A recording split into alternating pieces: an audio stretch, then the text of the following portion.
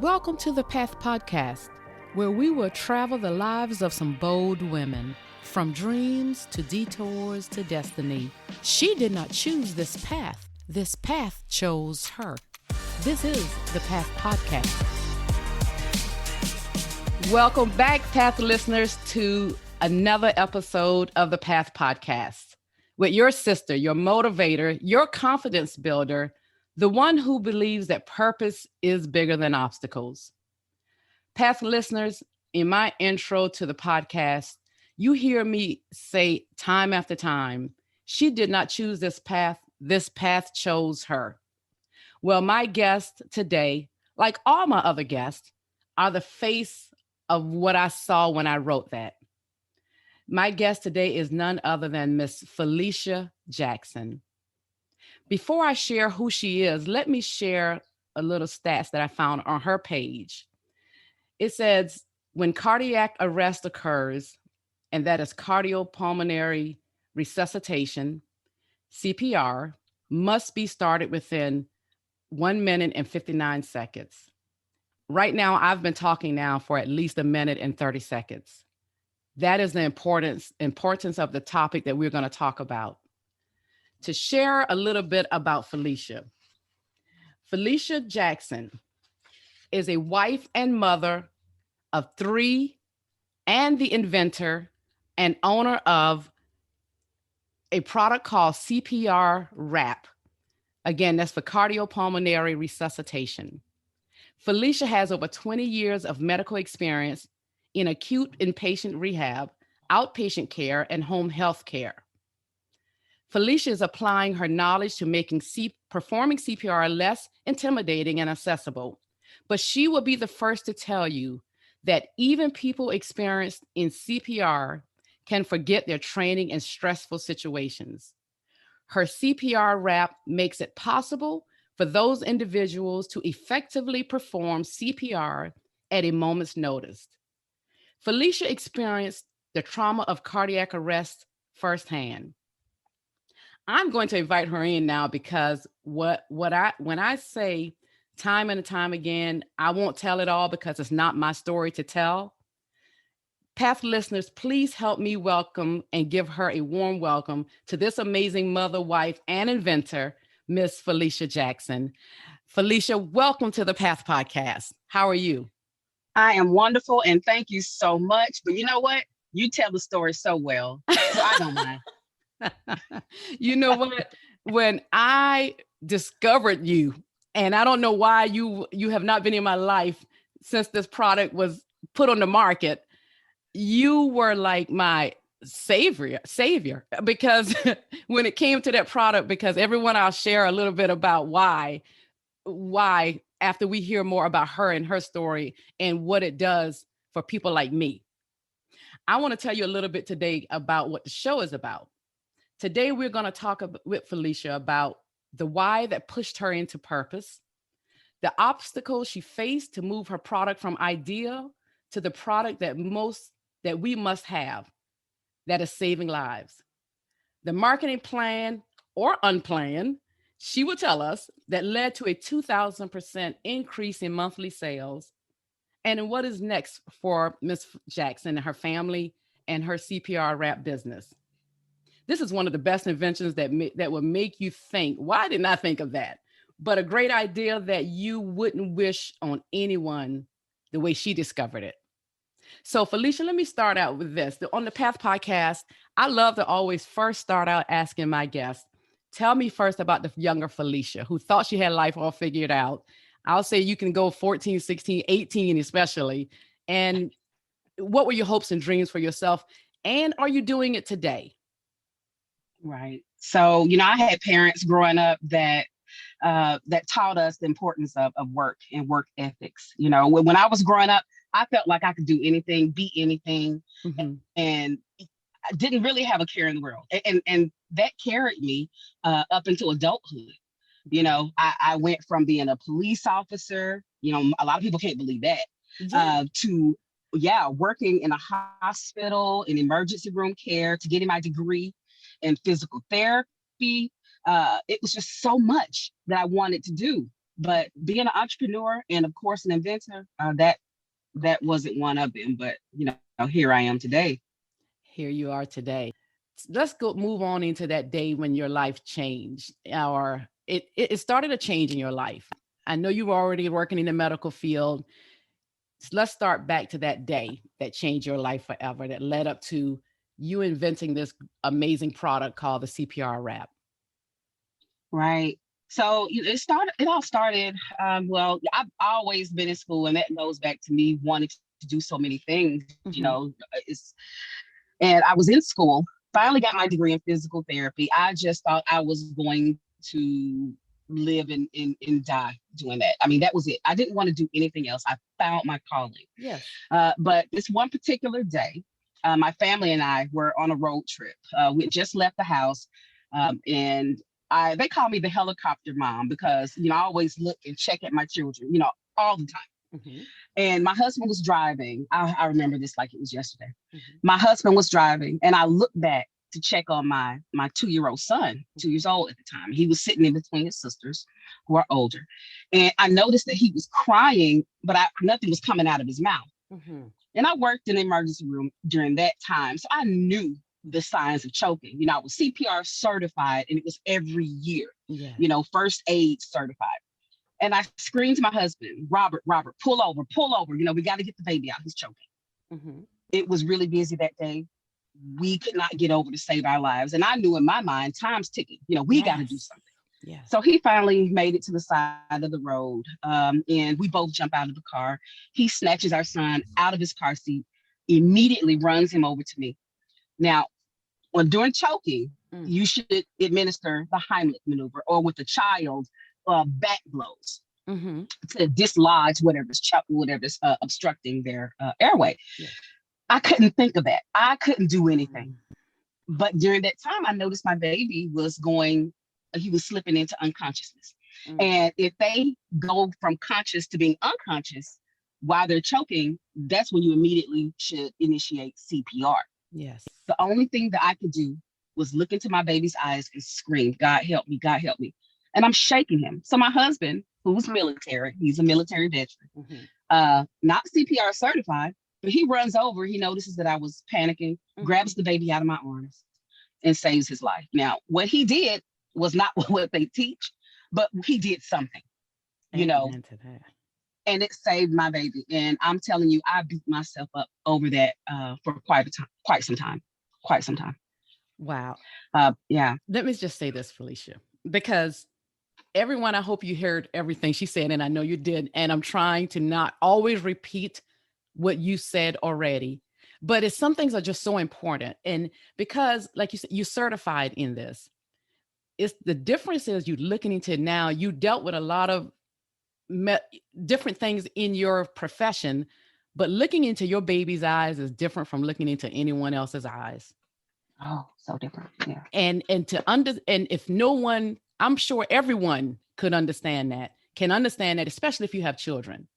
And if you have children or anyone you love, let's say it that way, look like slipping away from you. So thankfully, like you said, even though your husband, the way he did it, we know it worked. Thank God, everyone out there. We're thankful that it worked and your baby was okay after that. And I am a helicopter mom just like you are. So I understand what you're saying, because I think I was talking to you earlier and I mentioned that when my daughter was younger, I never wanted her. It was always a fear of mine that when she would eat candy, especially if it was a piece of hard candy or any food, really, I would not want her moving around much. I would ask her consciously, sit still always and eat your food. It's not to play. It's not playtime when you're eating anything or anything is in your mouth. That fear came from me knowing at one point when I experienced something, I almost felt like no one really knows, because it's thankfully, I was able to clear my throat, but I knew that fear of not being able to breathe. And that fear always, it came with me through my adult years after having my daughter and any other child around me. I cannot stand to see children jumping with food in their mouth or moving about. And because I know I'm not CPR certified, it scares me. Your product is my lifesaver. So I want to say again, thank you for that. So after that happened, and after you and your husband were able to um, clear your son's clear, made sure he was okay. What happened right after that? Right. So it was crazy. We just passed the hospital where I was employed, and we did a Mm, 360, and we took him immediately to the emergency room just to check him out. just to double check. And all was well. Right. But it was like that it changed. It changed me from that day because, I always say, we as people, we are reactive. Yes. We react to things. I was not being proactive where, I should have re-upped on a lot of the things that I like safety measures. I should have had my whole family. We should have been ready. Yes. But we're not. And that's one thing I found out as I researched. But I did. I went back to work. I got recertified again. Mm-hmm. And then I started digging into the data, and trying to figure out, okay, wait a minute, I'm a medical professional. Yes. This happened to me. I forgot. What about the people and the families and the caregivers that are not medically trained, that Exactly. experience this? What is going through their minds? And oh my goodness, I saw all the statistics of over 400,000 people, and that's just in the US alone, Yes. that experience out of hospital sudden cardiac arrest. And the 90% of the victims that don't make it because the lay responders, the people that are there, people like me, people like you, Yes. bystanders, they don't know what to do. They're scared. They don't initiate CPR. They wait till EMS arrives, which Yes. could be another maybe 10, 15 minutes. Yes. And by that time, you have 2 minutes. Like you said, you have 2 minutes to initiate CPR. Yes. 4 minutes before the brain starts to, before they experience brain death. Mm-hmm. And, and it hit home. And, I'm a caretaker by heart. I mean, that's how I was made. So I'm thinking, nope, this will not happen to me. And nope, this will not happen to anyone else. And so I just started the process. And before we go into, because I want to, that's what we have to dig into about that from that moment when you started the process. But to the points when you were given with statistics, I read, it blew my mind, basically what you're saying. And according to the, I think it's American Heart Association, they said only 40%, 46% of people receive CPR from bystanders. And men, this shocked me, are 23 times more likely to receive bystander assistance than women due to the anatomy of the female they're saying. That was shocking to me.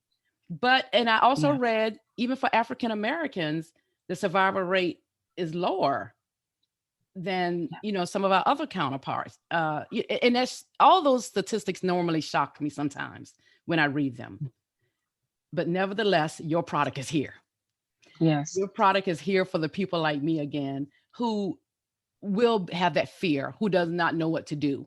And your product would help. And let me tell you, I've already ordered mine.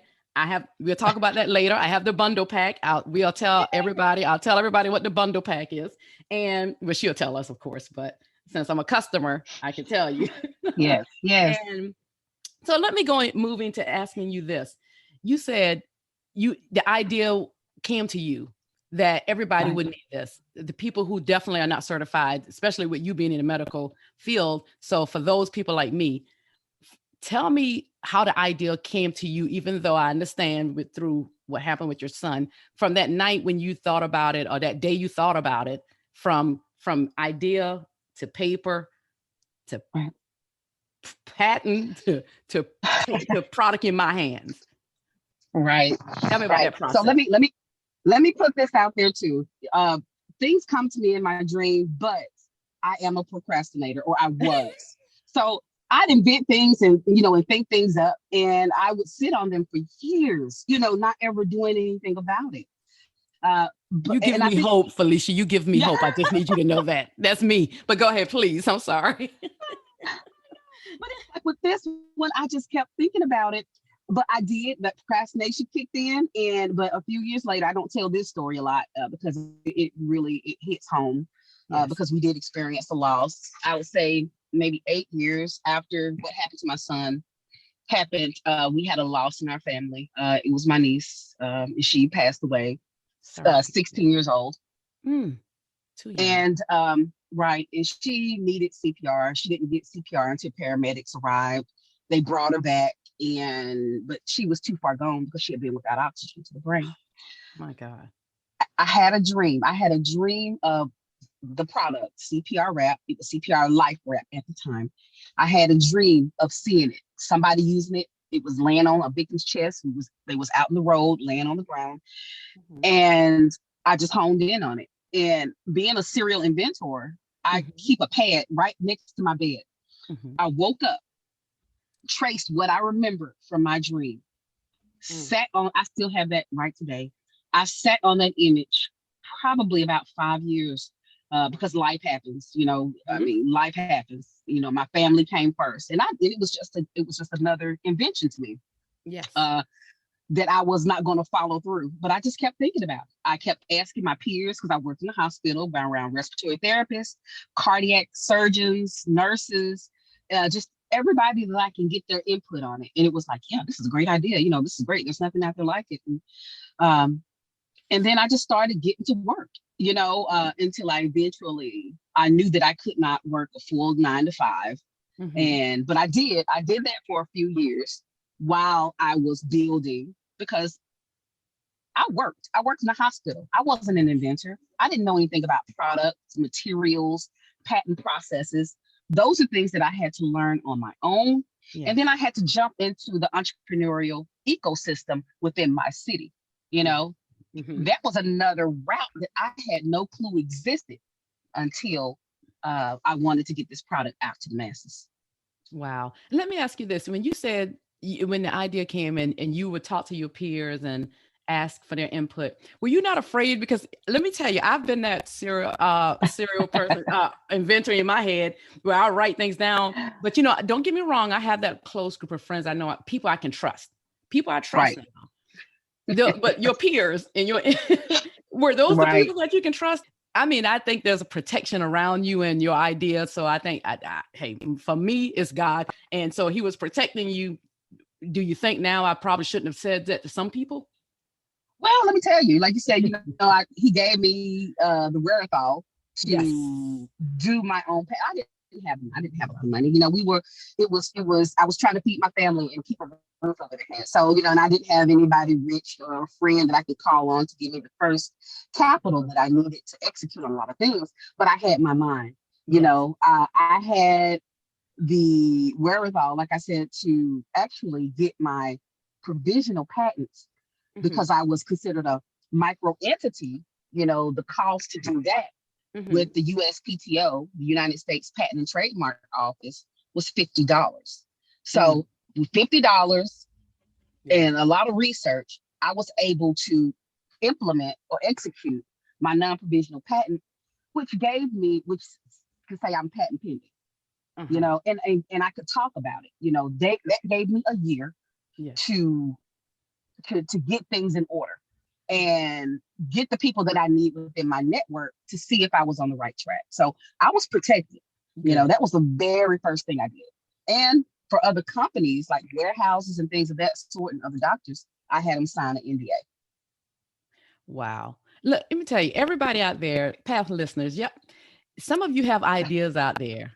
And what I love with Felicia, I'm glad you're so transparent. You're saying, you and your husband working hard, just like a lot of people out there working hard, supporting your families.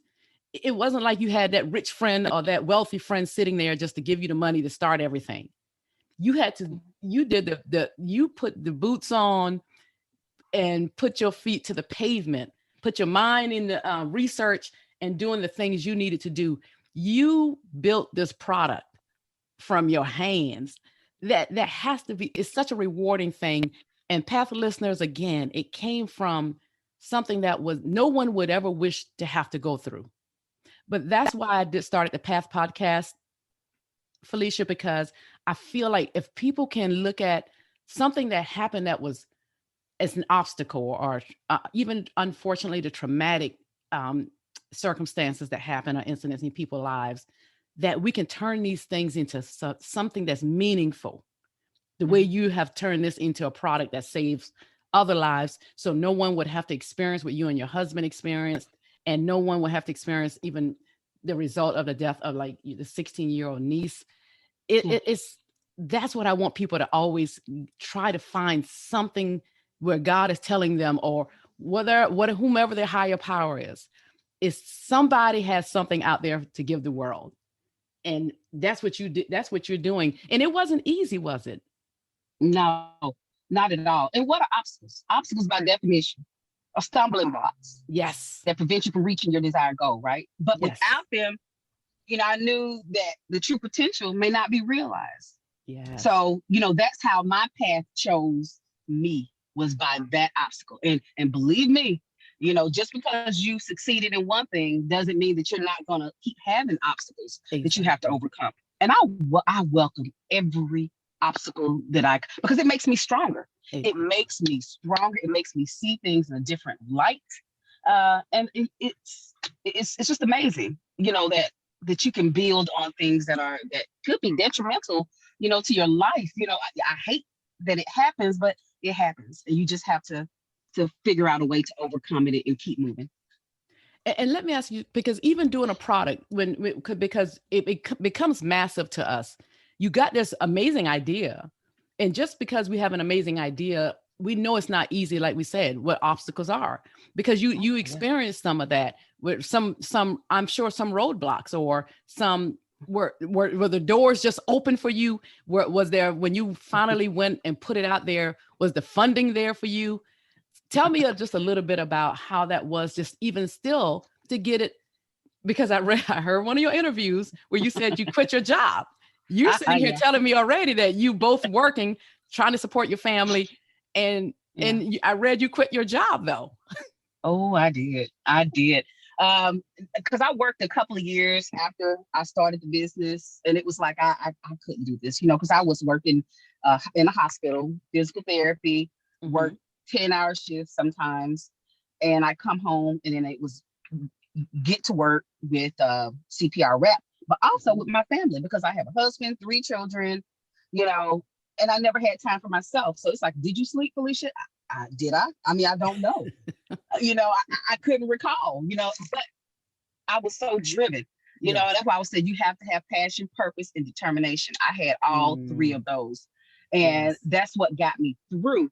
But when I finally did decide that I needed to put all my eggs in this basket, if I wanted to get this business off the ground and get this product out to the masses, I did quit. And I didn't tell my husband.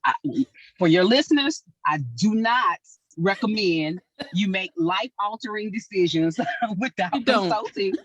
No, please. I laugh at it now. It wasn't laughable then, because we almost lost our home. We lost some cars. We were making very, very good money, supporting our family, and one of the major incomes was gone.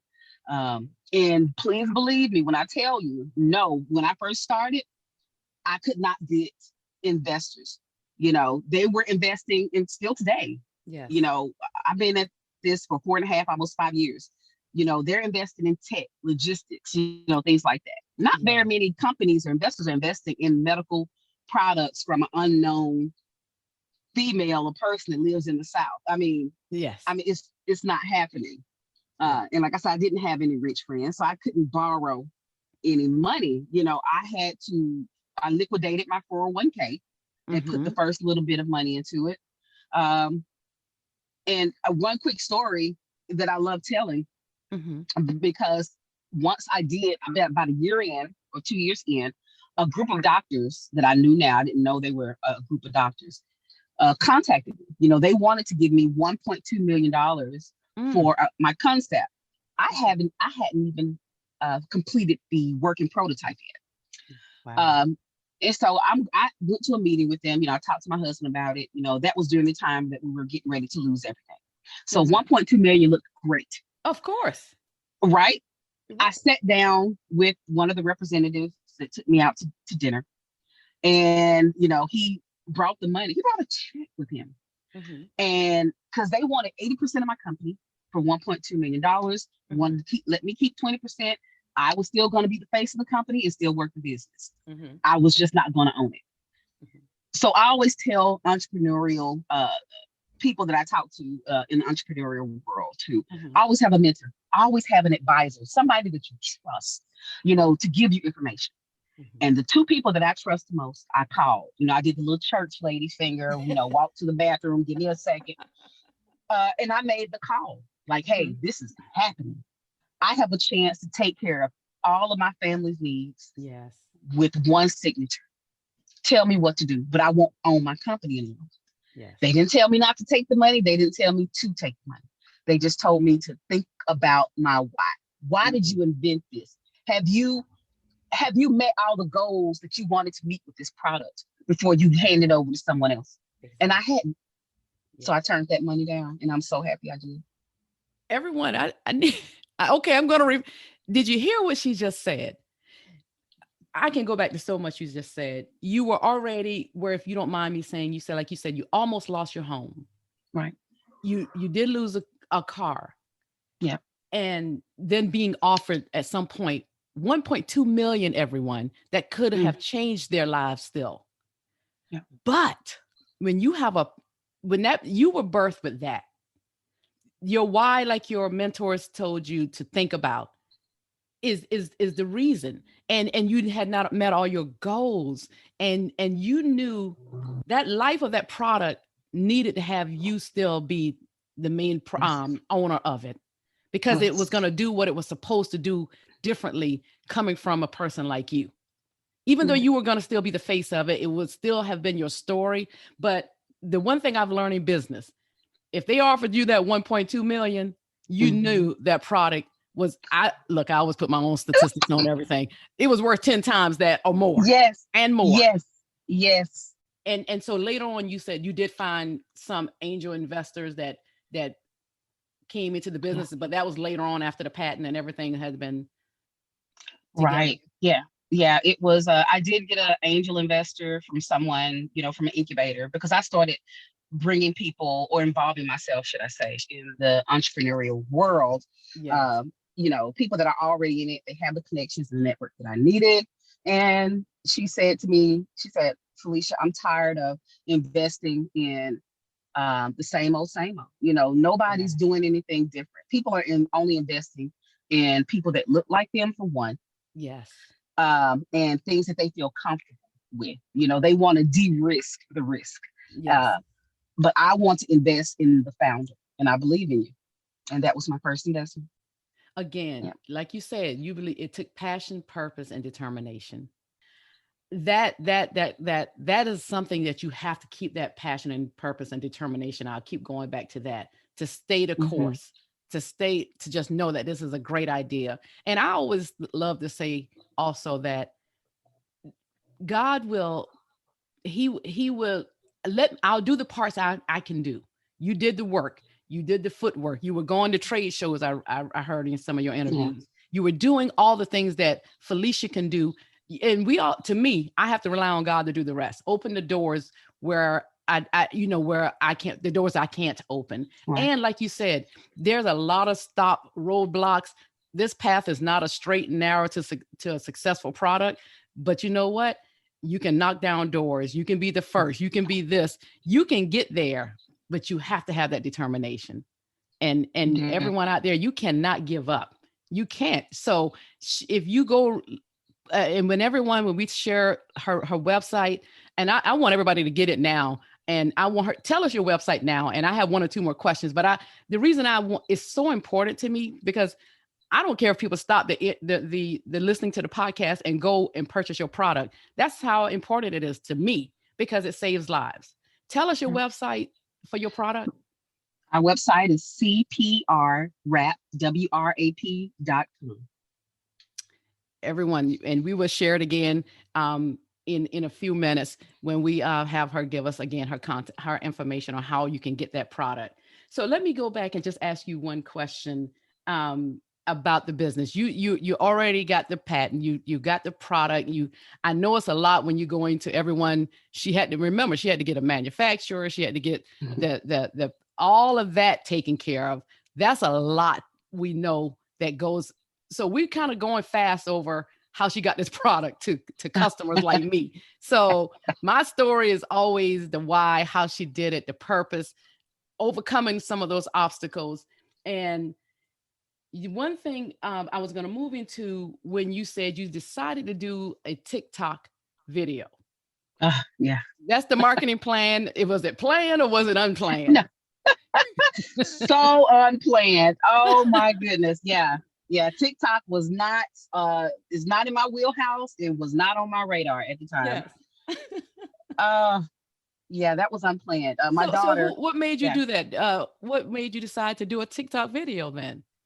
Right. So my daughter, she was doing TikTok, and it was like she did all like dancing. I mean, that was all she did Of all course. day, was dancing and posting. And I'm thinking, I mean, that's cute now, until I saw another company, and they went viral. I mean, they had over 1 million views and over a product. I'm thinking, okay, if they can do it, I can do it. Why not? Yes.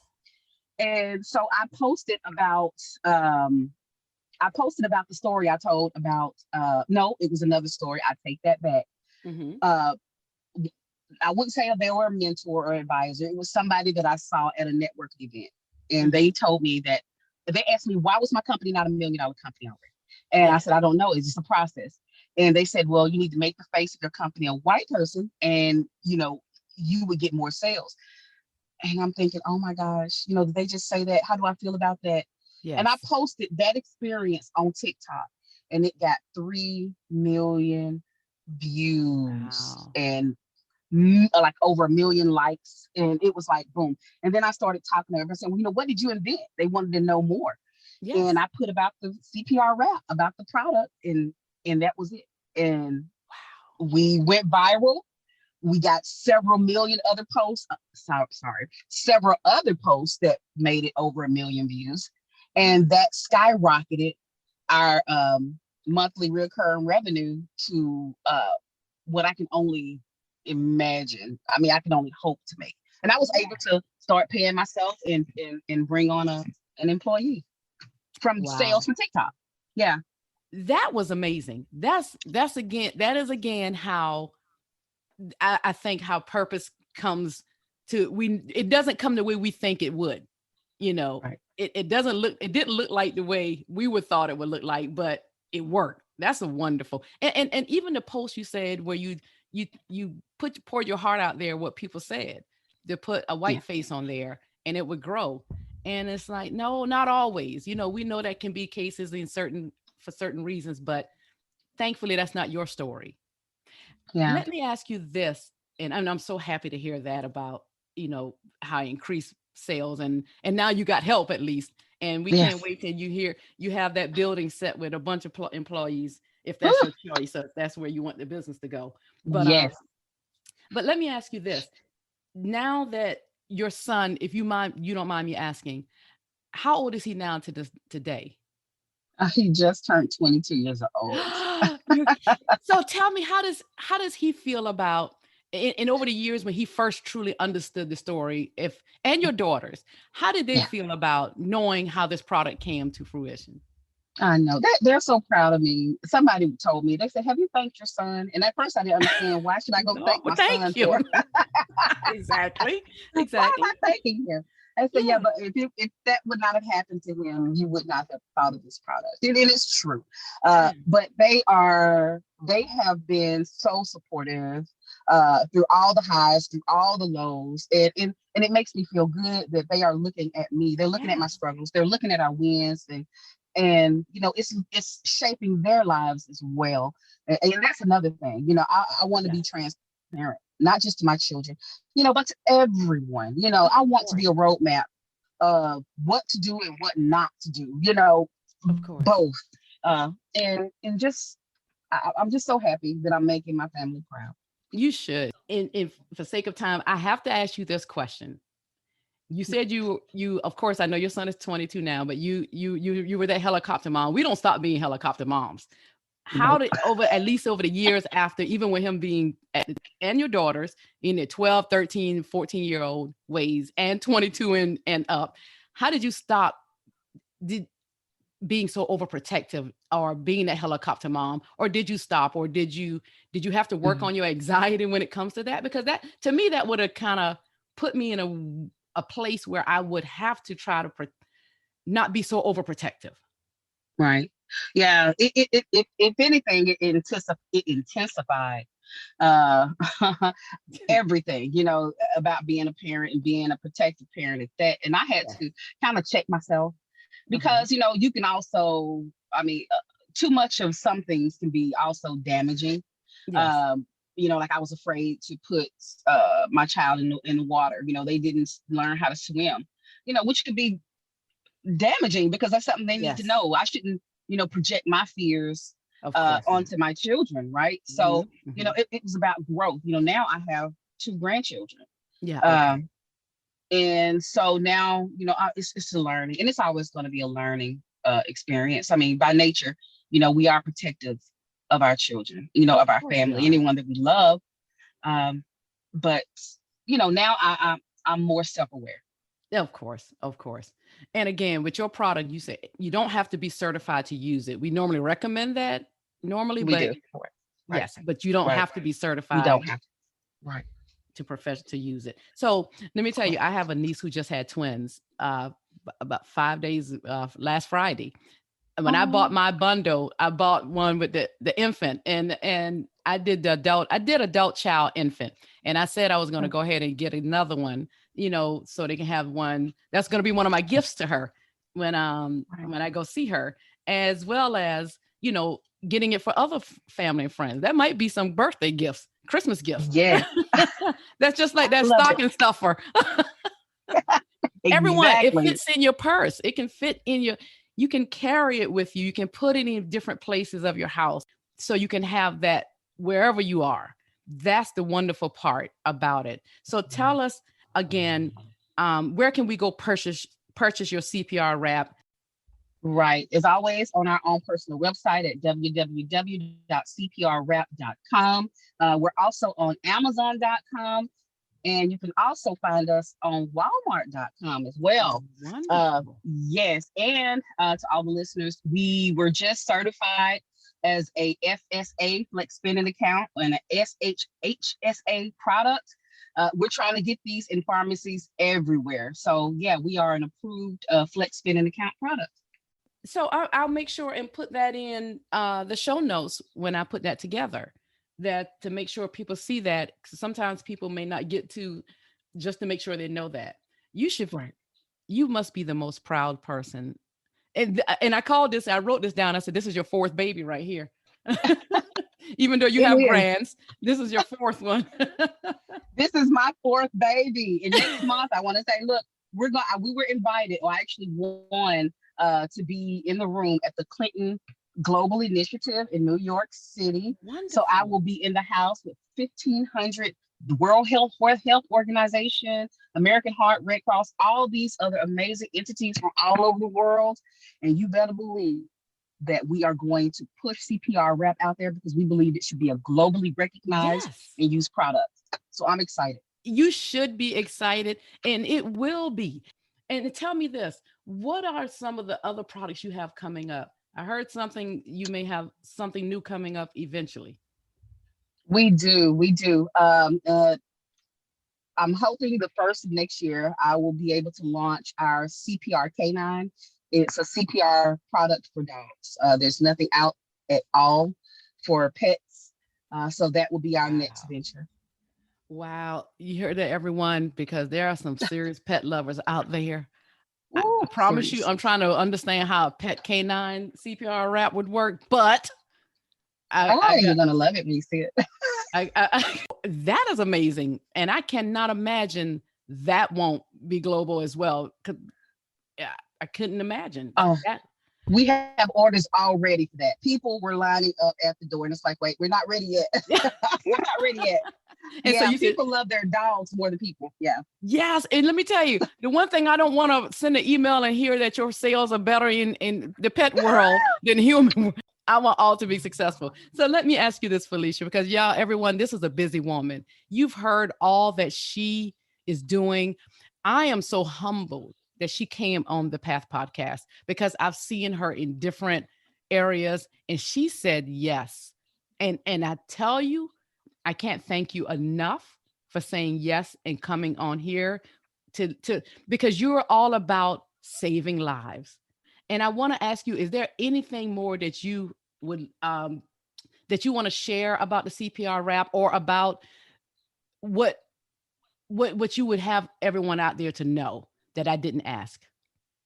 Right. So, still being a small company, even though we are trying to do something at a massive scale, it's all about growth. And, I think word of mouth is very powerful. It's a powerful thing. And I just ask to, just share, let people know, that we are here, that we exist. Because, we are all about saving lives. And every day, every moment, every second that my wrap, I would say our wrap, our CPR Yes. wrap is not in the hands of people that need it, that could actually benefit from it. It's, we just need to get it out there. So I appreciate everything. I don't say no, because this is something that was called for me to do, and I think it's not just about me. It's not going to just take me. It's going to take the community. It will. It will. And I appreciate that. I really do. And again, let me just ask this. Your Instagram, TikTok, and everything, is it also CPR wrap? Yes, everything's CPR wrap. Everything is CPR wrap. So go follow her, click share. Please go purchase the product. We're not doing this just to make a sale. This is No. because it's saving lives. It is the comfort. And for me too, it's the comfort of knowing I have something to help aid me if I don't go get CPR certified. And I should say, okay, I should be going tomorrow. It helps aid me to know I have something to help me feel like I can help me and my family or someone else if that need ever arises, that we pray never does. So again, I want to thank you. And the way I love to end the show is something that my guests normally say. But I will start by saying emergency situations cause panic, leaving people unsure of how to help.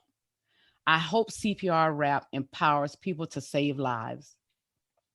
I read in an interview, 2022 will be a success if I get that email or call informing me that CPR Wrap was the reason someone's life was saved. Everyone, that tells you where her heart is. And there's nothing else for me to say. Again, I want to thank you, Miss Jackson. Thank you for having me. Thank you so much. Until next time, everyone.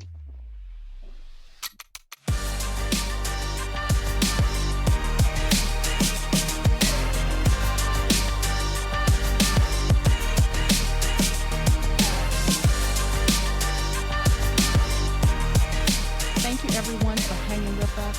Don't forget to subscribe and leave a review on Apple Podcasts, Spotify, Google Podcasts, and other platforms, so you can stay up on our bi-weekly real conversations with these bold women.